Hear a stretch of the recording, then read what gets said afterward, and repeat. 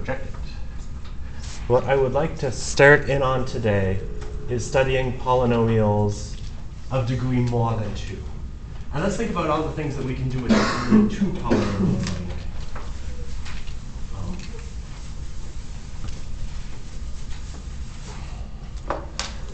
So if I give you something ax squared plus bx plus c, some degree 2 polynomial, what sorts of questions can we answer about this right now?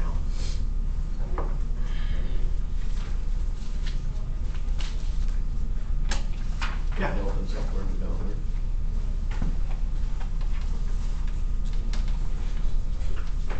We can say things about general shape. What other things can we say? The vertex.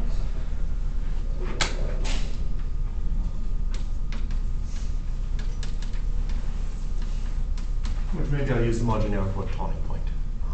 Because I want to build up to something more general. What else? What other sorts of questions can we answer? This one. We can find slopes. Sure.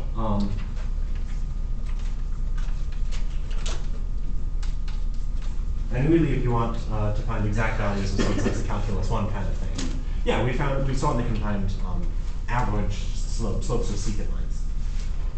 What other things can we do?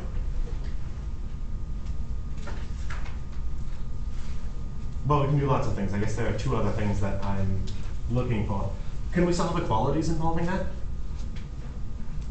So we can find x-intercepts, in fact, on the nose. And maybe I'll even say this, we can solve inequalities on the nose. And I'd like to start doing something, I'd like to start taking these same ideas and pushing them forward into polynomials of higher degree. And we'll find out really quickly that there's too much freedom in polynomials of higher degree. We have almost no hope of finding general procedures which just always work. Nonetheless, we can get general ideas that do the job. So let's just even start talking about degree. So I called this a degree 2 polynomial. Why am I calling that a degree 2 polynomial? Where is that number 2 coming from? The x squared term earlier. So it's called a degree 2 polynomial because there's a square there. So in general, a degree 2 polynomial is anything of the form ax squared plus bx plus c. And let's actually go back one. So what do you think a degree 1 polynomial is? X equals c. Or x plus c. Yeah, anything of the form. In fact, how about ax plus? It doesn't matter what we call the coefficients. Anything that's of the form ax plus c. In fact, we have another name for that sort of function. What's another name for that sort of green function? Identity function. Linear. All right, it's not quite the identity. It could be like 5x plus 7. In fact, maybe I'll be fancier. 5x minus pi. There's a linear function. What do you think a degree 0 polynomial is then?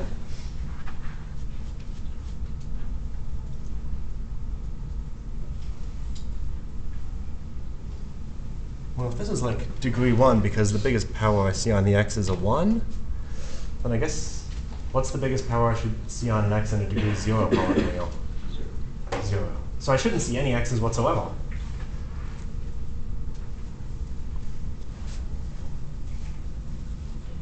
So a constant function is a degree 0 polynomial. So notice, if you see an equation that involves like just a constant, there's nothing that you need to do, probably. Right? Y equals a constant is just a flat line. If you're trying to solve the equation 5 is equal to 7, well, 5 isn't equal to 7, so you just can't solve it. There are no solutions. Solving linear equations is super easy. Solving degree 2 polynomial equations, maybe not super easy, but we have a tool that just always works. A degree 3 polynomial, a cubic function. Let's see. So if the highest power on x I see is 2, what do you think a degree 3 polynomial should be? Yeah, something that starts with ax cubed, and then it can involve a bx squared plus cx plus d. So for example, I don't know, let's just grab some numbers. negative 6x cubed minus 4x squared plus 3x and plus 6. There's a degree 3 polynomial. Just maybe for emphasis, what if I just give you minus 2x cubed plus 2? Would you count that as a degree 3 polynomial? Yeah, the coefficients can be 0. The top coefficient probably shouldn't be 0, because if the top coefficient is 0, then it's actually just a degree 2 polynomial. So you should use the easiest category it fits in. A degree 4 polynomial is anything of the form ax to the 4th plus bx cubed plus cx squared plus dx plus e. Fair enough. For example, x to the 5th minus x plus 1. There's a degree 5 polynomial. So what do you think a degree d polynomial is?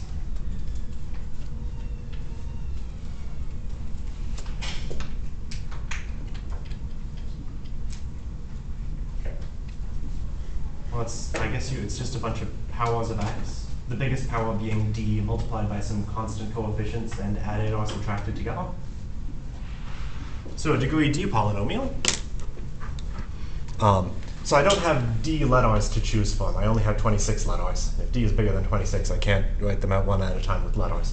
So maybe I'll index them like this. There will be a dth coefficient times x to the d plus a d minus 1th coefficient times x to the power d minus 1 plus, and so on, because I don't know how many there are. A degree d polynomial is something that looks like that, with some coefficients a1 through ad. And so that's just like a level of abstraction. A degree d polynomial is just a bunch of powers of x up to x to the power d with some constant coefficients next to it. So let's just see if we understand things. So give me an example of a degree 7 polynomial. Just an example. X to the 7th plus 3x minus 3. Cool. X to the 7th minus 3x minus 3. And you skipped a bunch of terms, but that's fine. Like there could be an x to the 6th, an x to the 5th, an x to the 4th in there. And also an x squared.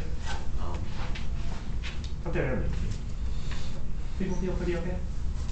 And maybe just for motivation, yeah, let's go out of order. Let's motivate a little bit. Let's see that it's degree 2 polynomials are important. We've seen them come up in modeling. If you have some cost function, supply and demand, really basic models tend to give you like degree 2 polynomial calls for those. Flights of objects in the presence of gravity tend to follow degree 2 polynomials for their path. So you see degree 2 polynomials coming in.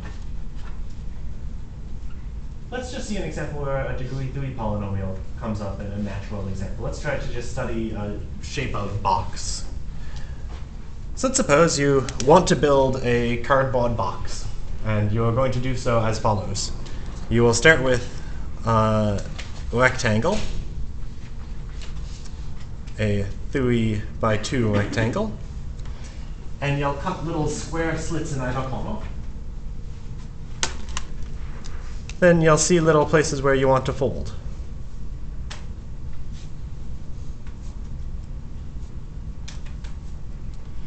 And so you'll wind up building like a rectangular box this way. Let's just write down a formula that tells us what the volume of this box will be. And maybe a good place to start is, in general, all right, so I'll wind up building like a rectangle out of this with some base and some height,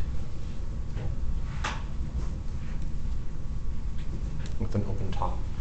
What's the formula for the volume of a rectangular prism? What's the volume of a box? Length times width times height. So if we can compute the length and the width and the height, then the volume is length times width times height. And let's just try to read off the length, width, and height from this description.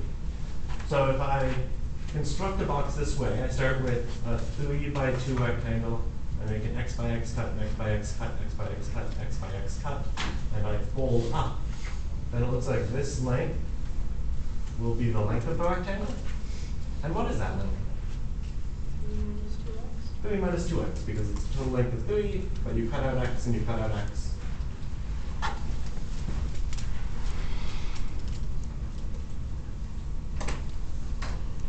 It looks like the width of the box will be like this dimension. So what's the width of this box going to be? 2 minus 2x. And what's the height of the box? X.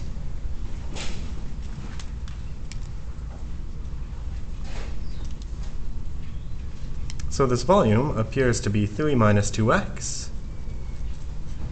times 2 minus 2x times x. So what do you think? If you expanded that out, if you, I guess, FOILed and then distributed one more time, would you end up with a polynomial? What degree polynomial would you see? Degree 3. So this is a degree 3 polynomial.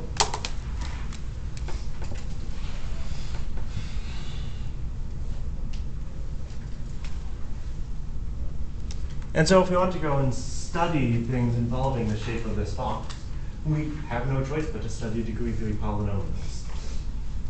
If we say wanted to determine what value of x gives you a maximum volume for this box, that would be find the maximum value of this function. That seem okay? So we have no choice but to study polynomials if we want to answer even just simple 3D geometric questions.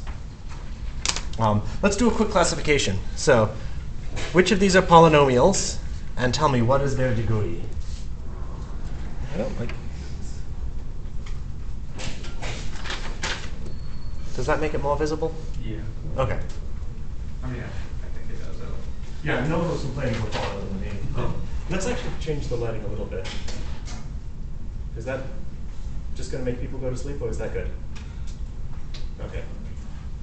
It's going to make me go to sleep, though, so I'm going to turn it on. So, 5. Is 5 a polynomial? Folks for yes? Folks for no? Good. Constants are polynomials. What's the degree of that polynomial? 0. Good. 4x to the 5th minus x to the 4th plus 3x plus 2. Is it a polynomial? Yes. What degree? 5.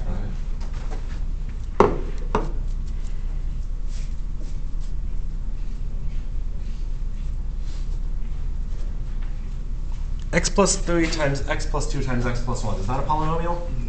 Yeah, you would have to imagine distributing it out to have it explicitly in the form ax to a power plus bx to a power and so on. But you can imagine doing that without doing it. What's the biggest power of x you would see when you distributed that out? 3. So what is the degree of this polynomial?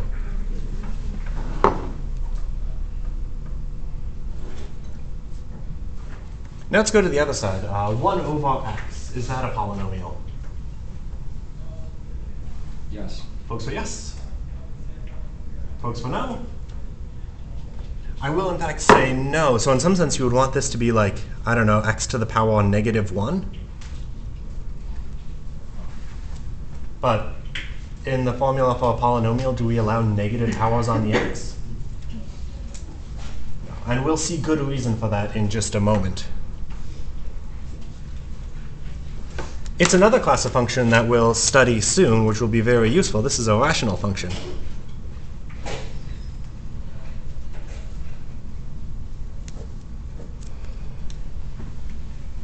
What about that next one, polynomial divided by polynomial? Is that still a polynomial? Folks who want it to be yes? Folks for no? OK. Good, bold. It also turns out not to be a polynomial.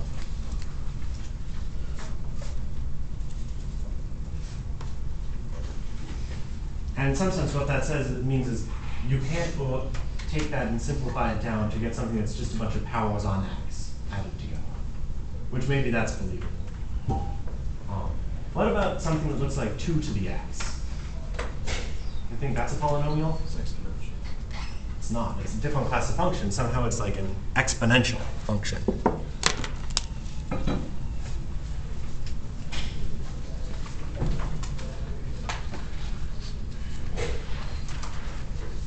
Which is another class of functions that we'll study. So in some sense, 2 to the x might look like it should be a polynomial. It should be, I don't know, like a polynomial of degree x. I notice the degree of a polynomial is supposed to be like a number, not a variable.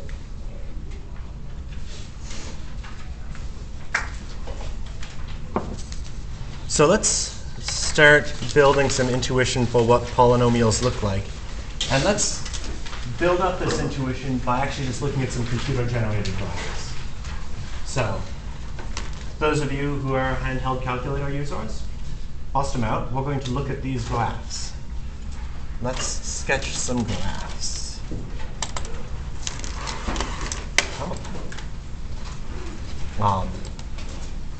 And I know that I am like recording this on the dot cam, so if you go back and watch this part of the recording on the document camera, it'll be boring. But what are you going to do? So let's just try to graph some polynomials. In fact,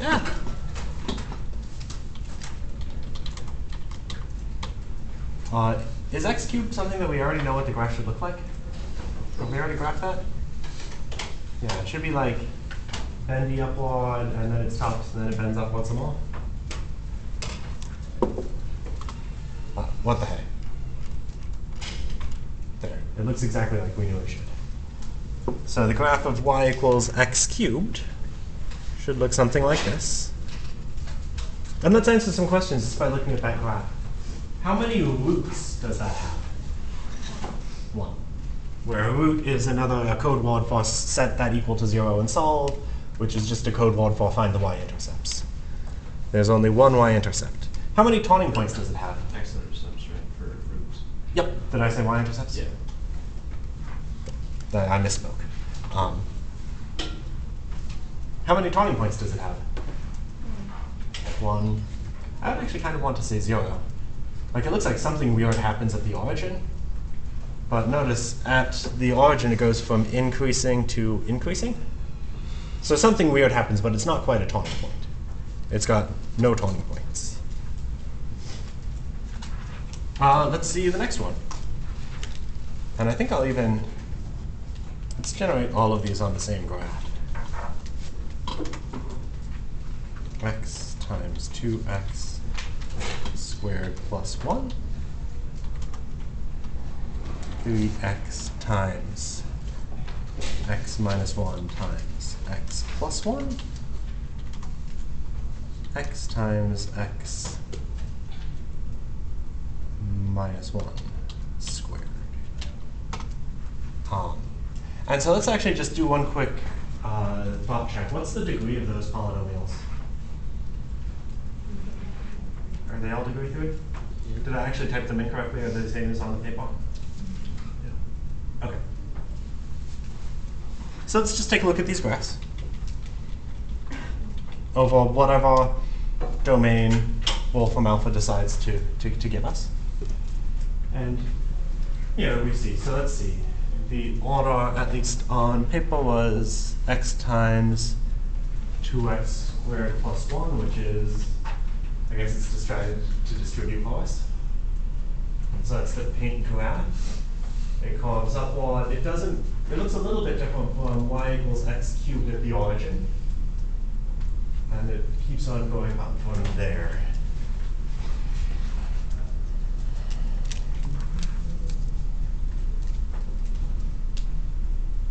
So I think that is a good approximate rendition of that graph. Let's go back. So that's the gold graph, I think. It comes up, turns around, comes down, goes back up. Well, you couldn't see that. But that's OK. That was just me copying down the graph. And finally, x times x minus 1 squared came in and did something like that.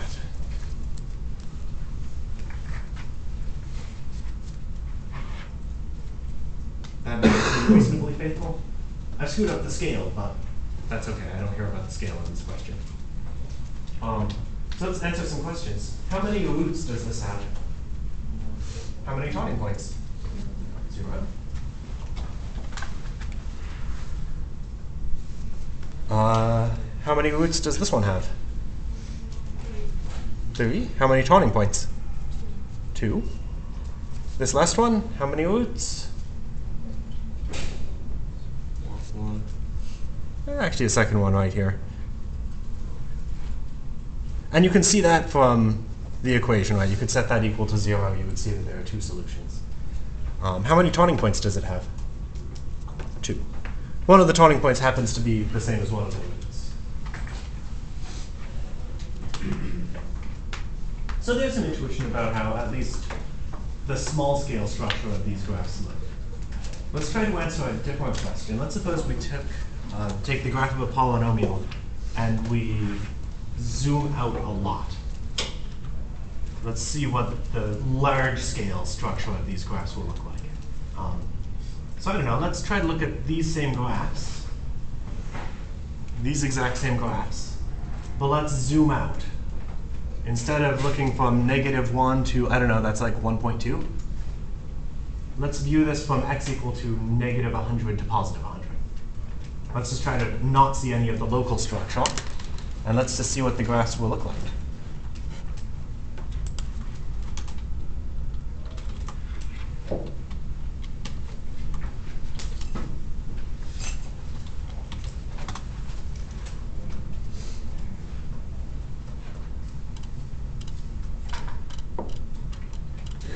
All right, there we go. Do those graphs all look kind of similar now?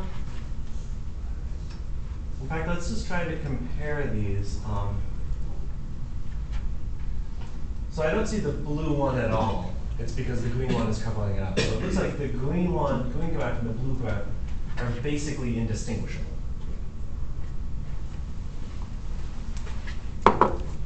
So I'll try to keep the scale reasonable here. Give myself space to grow. So the graph of x cubed looks like we knew it should. The graph of x times x minus 1 squared looks basically exactly the same. Oh, I guess this says from -1,000 to 1,000, but 1,000 is just a big number. 100 was big enough to do the job.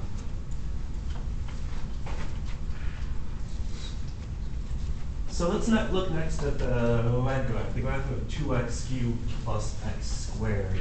How does it look like at this scale the red graph compares to the green graph?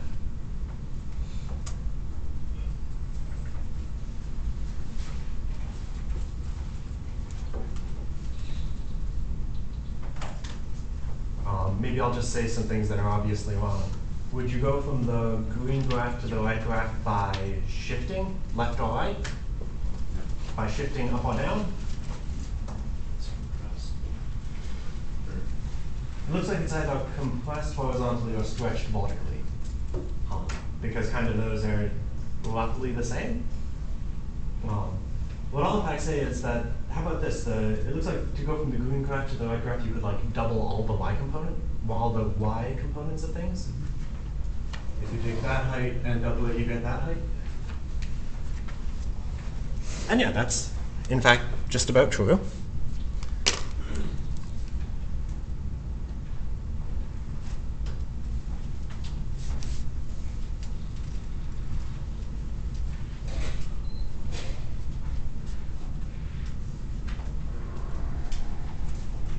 The y values are 2 times as big. And let's take a look at that gold graph. Does the gold graph look like it has a similar comparison with the green graph? Yeah, it looks like you could like stretch it vertically and get the gold graph out of the green. It turns out you would stretch by a factor of 3.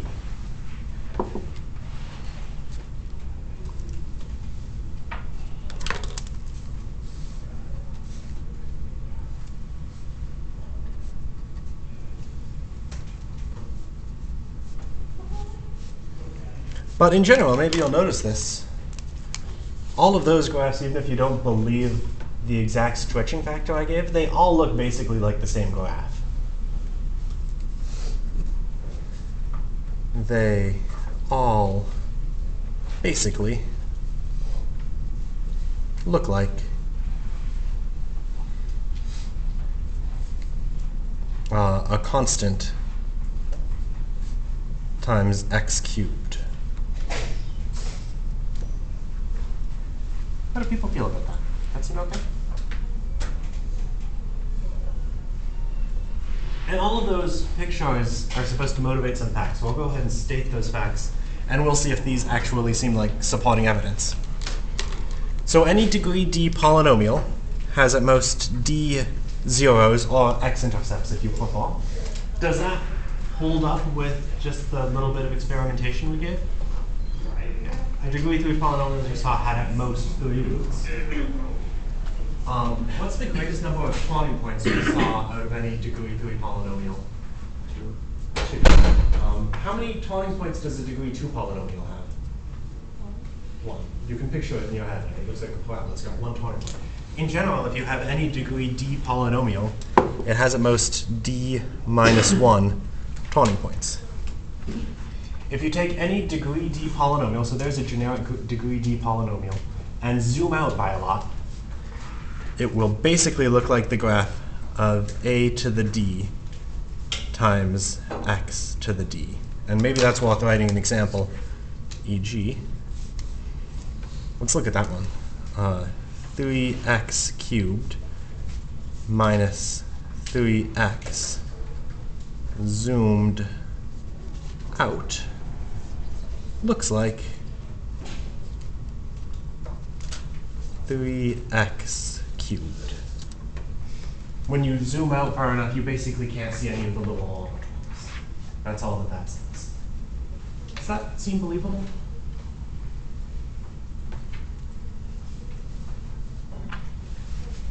Yeah.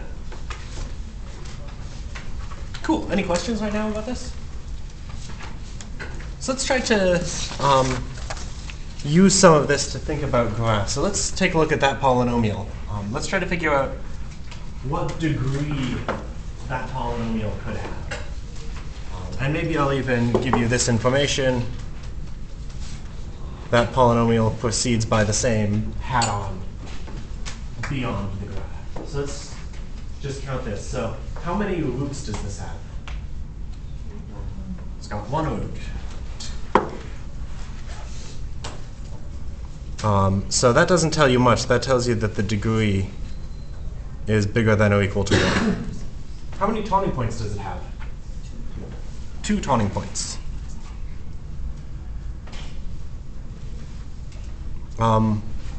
What does that tell you the degree must be? 3. In fact, at least 3?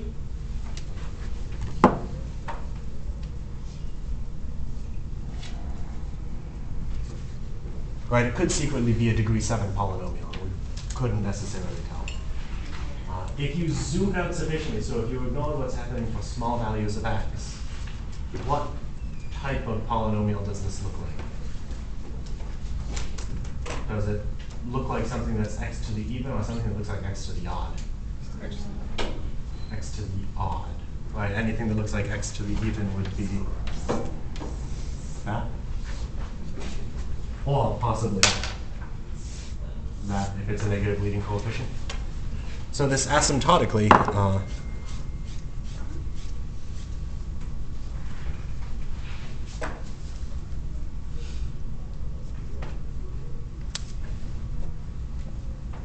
looks like x to the odd power.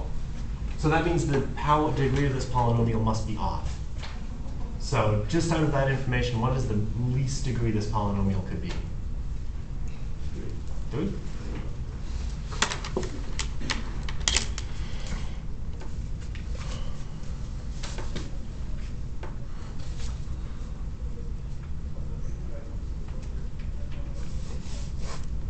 Nice. And in fact, this is the graph of a degree 3 polynomial.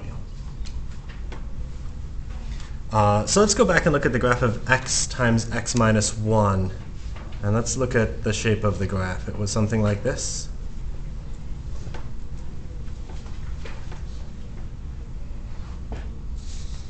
Now it's got, how many x-intercepts did this have? 2. What are the locations of those x-intercepts? 0 and, well, I think it'll actually be 1.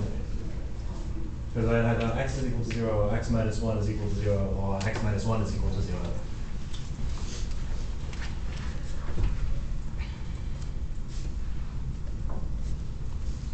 But those two intercepts look kind of different. And let's try to be explicit about how they look.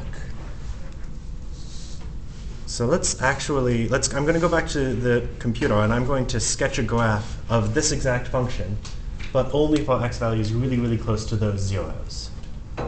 So let's go back to the computer. Let's plot x times x minus 1 squared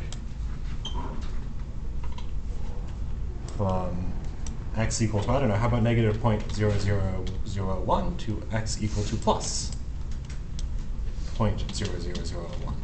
So what do you think this graph is going to look like when I zoom in this close? A line, maybe? Let's see.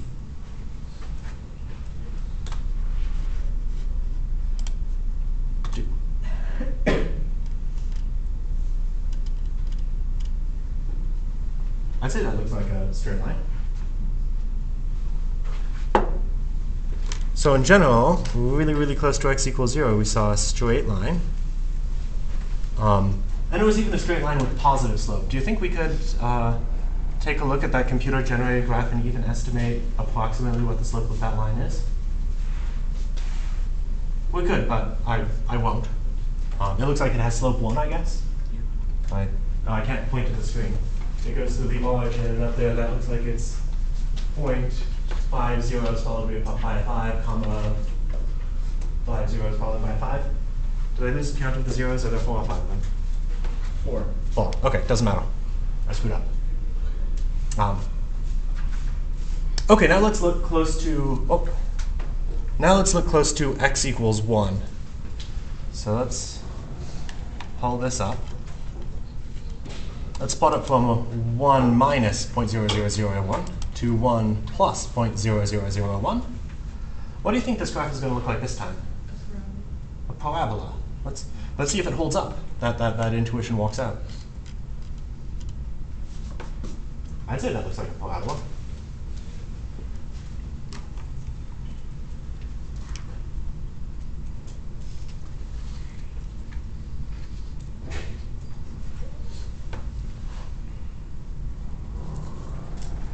So there's a general thing at work here. If you encounter a polynomial and it's totally factored, you can sketch its graph close to each of its zeros. I guess maybe the first thing is, once you have a polynomial that's totally factored, it's just a bunch of linear things multiplied together, it's really easy to say where all the zeros of the polynomial are. The only way you can get two things to multiply together to be 0 is if one of them is 0. So if you have a polynomial which factors as q of x times a linear thing to some power, where this number c is not a 0 for q of x, then close to x equal to c, the graph of p of x basically looks like q of c times x minus c to the power p. And let's just see if that actually holds up in this case. So let's look at that graph. And let's look close to c equals 1. Is this polynomial factored as x minus 1 to a power times another polynomial? Yeah, it's another polynomial x times x minus 1 squared. So this says that close to x equals 1, the graph should look like 1 times x minus 1 squared, which it does. Close to x equals 0, this should look like x times plug x equals 0 into the rest of it. So x times 1 squared is x times 1. It should be a straight line with slope 1. That's exactly what we found. So this seems to hold up, at least in this example. let's use this idea to graph some things. So without touching the computer, I think we have enough time to sketch at least one of these graphs. And the first one, I filled in a bunch of things for you. So let's sketch the graph of this polynomial, y equals x times x minus 1 squared times x minus 2 to the power 3. So first things first, I guess like some stuff is just given to you in the lines below, but imagine you didn't see that. Where are the zeros of that polynomial? 0, -1, 2. 0, -1, and 2. And let's just write out y. So if you wanted to find the zeros, you would set x times x plus 1 squared times x minus 2 cubed equal to 0. Focus is kind of off. Oh, the focus is off. Let's fix that. There it is. Oh, okay, so I think here's the issue. So I had it increase the brightness, so when I do that, Just light compensation. Yep. Or flags.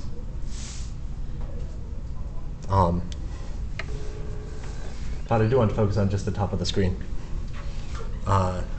So you set this equal to 0. The only way this can be 0 is if that term is 0, or that term is 0, or that is 0. But each of those are super easy to solve. So we get x equals 0 out of the first term, x equals, oh, that should be a +1. X equals -1 out of the second term, x equals +2 out of the third term. So there are 3 zeros. Let's put them on the graph. So it's got a root at x equal to 0, a root at x equal to -1, and a root at x equal to 2. And let's figure out what the graph should look like locally. So close to x equals 0, the graph should look a lot like the graph of, well, let's look at those 3 terms, x, x plus 1 squared, x minus 2 cubed. Which of those 3 factors was the reason that there was a 0 at x equals 0?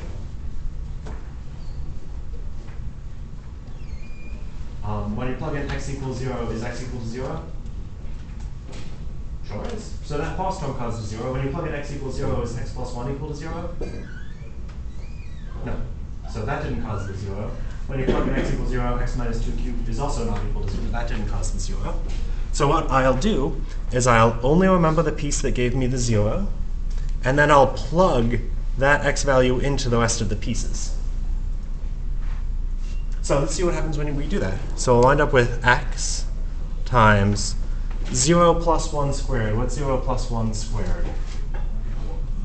1.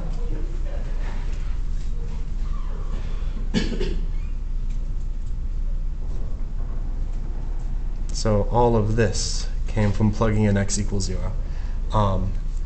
What is 0 minus 2 quantity cubed? I think -8, because it would be like -2 times -2 times -2. So that's -8x. What does the graph of -8x look like? A straight line with slope -8. So close to x equals 0, I should see a straight line with slope -8. I'm not going to try to capture any reasonable scale. I'm going to try to capture only like the correct general structure. So I can tell that that has negative slope. It certainly has slope steeper than -1. We'll do the same thing again. Near x equals -1, I will see the piece that contributed the 0. X plus 1 is that x plus 1 squared is the reason that there is a 0 at x equal to 1. And then those 2 terms come from plugging in x equals -1. So let's expand that out. That will wind us up with x plus 1 squared times -1 times, let's see, -1 minus 2 is -3 cubed is -27.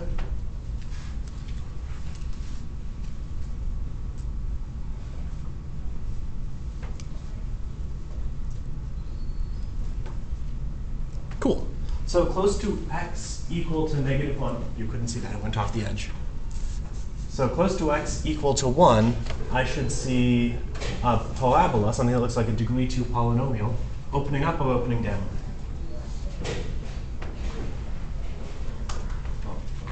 Because this 27 is possible.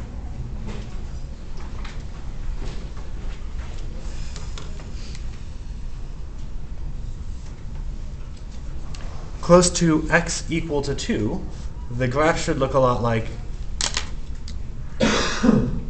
I'll take all the terms that didn't contribute to the 0 at 2, and I'll plug in x equals 2. And then I'll leave the last term alone. So you go and deal with that. Let's see, that's 2 times 9 times x minus 2 cubed, also known as 18 times x minus 2 cubed. So close to x equal to 2, I should see something that looks a lot like a shift of y equals x cubed. And then stretched vertically and not flipped. So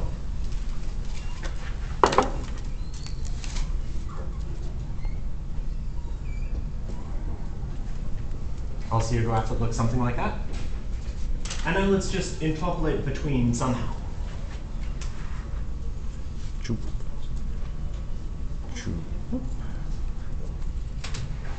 And now let's try to decide what the graph should look like for a very, very big value of x. So if you look at the original polynomial, what's its total what's the degree of the polynomial we started with?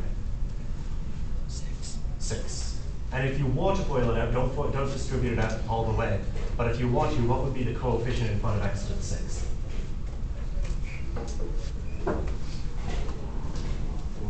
1? Because there's a 1 in front of all of the x's. So asymptotically, it should look like x to the 6th. So its big scale view should look like an even degree polynomial. So we graph that just by hand cartoonishly. Do you think we should probably check using a computer if this looks like reality? Let's do that. Right, click. Let's plot x times x plus 1 squared times x minus 2 cubed, and see just how this looks if this is captured, if we've captured the spirit of what the graph should look like. What do you think? Does our graph look something like that? Mm-hmm. Like maybe you see here that that hump is much smaller than that hump. Did our graph actually capture that? If it did, it was a mistake. Because I didn't care how big they were. I didn't care about scale whatsoever. But by doing this by hand graphing, you can see a lot of things without having to do a lot of block computation. For example, one thing that you saw just by looking at this is it looks like there's a minimum value somewhere between x equals 0 and x equals 2. And we could just see that without having to do any computation. So you can see some things from these cartoon graphs. Nice. So, I'm past time.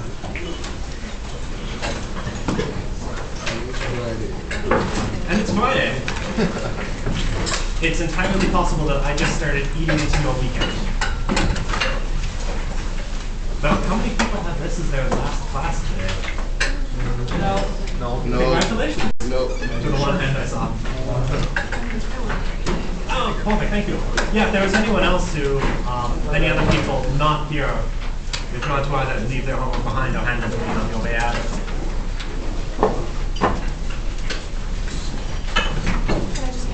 Yeah. It's in group 2 if that helps. We got this guy was in here. Oh, thank you. Field trip Monday. Field trip Monday. Remind me of it. Morgan. And only already know what you have. Yeah. Did you want to hand it back or? I'll hand it back to the rest of your group. Okay.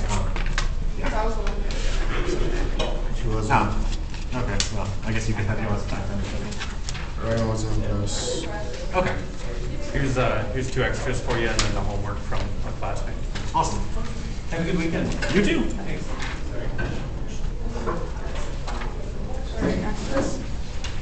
Ah, okay, a geology thing. Cool. On Monday? Yes. What are we doing on Monday? I think it's just a lecture. Yeah, make sure to. I think the notes are like for Monday as a homework. So take a look at that again. All right. Cool. I think they're technically supposed to get you this like a week in advance, and not like 2 days in advance. Yeah, if they ask. I have had it for a while. Okay, I'll keep it. Oh, okay. So I wasn't sure. Yeah, that's you. Are you gonna have more of them? Presumably, because you're taking the geology class. Yeah, give me the rest of them. As soon as possible. Because if one of those days happens to be like Monday, like this, Absolutely. yeah. All right. Thank you. Yeah, and take a look on your own too, because all of the exam days are on the course covered off. Yeah. So take a look at this. Is it just a one-day thing? Yeah. It is. Okay, cool. Okay. Enjoy the field trip. Thank you. Have a good weekend. Enjoy your weekend.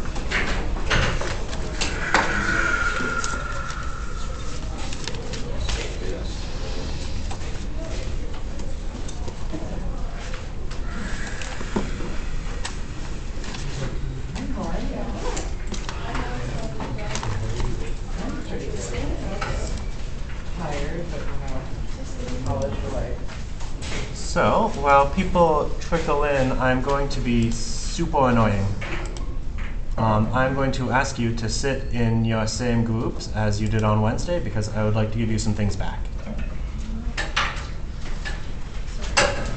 Are we staying in those seats for the rest of the class or just there for that? I don't care if you stay in them for the rest of the class, so it might, unless you have a strong affinity for your current seat.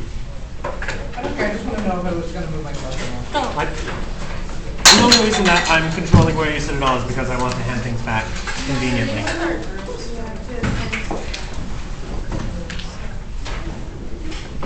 Oh, and maybe I'll also make an email portion of this announcement. Yeah, and our Roman Ninja quiz. But I think starting now, I'm willing to accept requests for groups.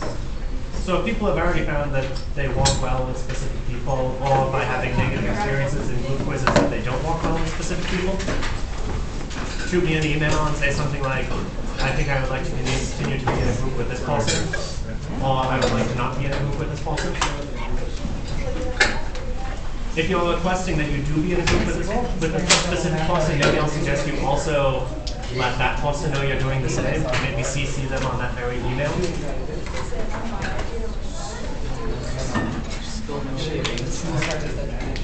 Ah, cool. Most of it. Some of the probably songs Built out of that. in my hand. I'm constantly covered in chalk and ink. I would also be covered in pencil shavings and lead, except I don't use pencils. Makes sense. Just because it's too much. It's not too much. Oh, thanks.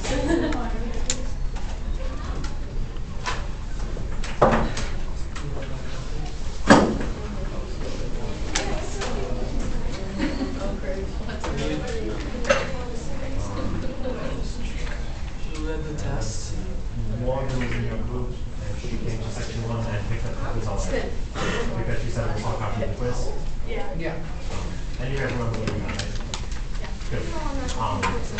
So I'll make this announcement to everyone in general. I say this a lot, but you guys know how you did on things like the quiz, and you see right now how you did on the homework. You should check that that actually lines up with what should be visible on Canvas. Don't do that now, but like sometime this weekend.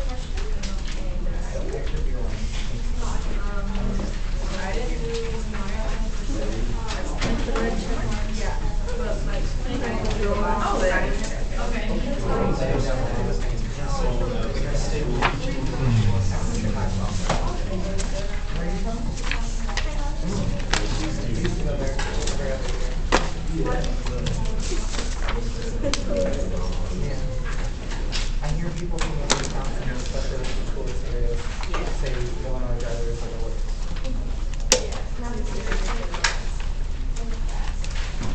I mean, Just the same groups. Well, we're always in a hurry. and the only reason I'm doing that is because I've handed back homeworks and quizzes according to I don't that. write that up here. I just go just like Illinois, like not laws, but like ways of doing things. So like yellow flashing lights, I'm not used to do. We don't have that.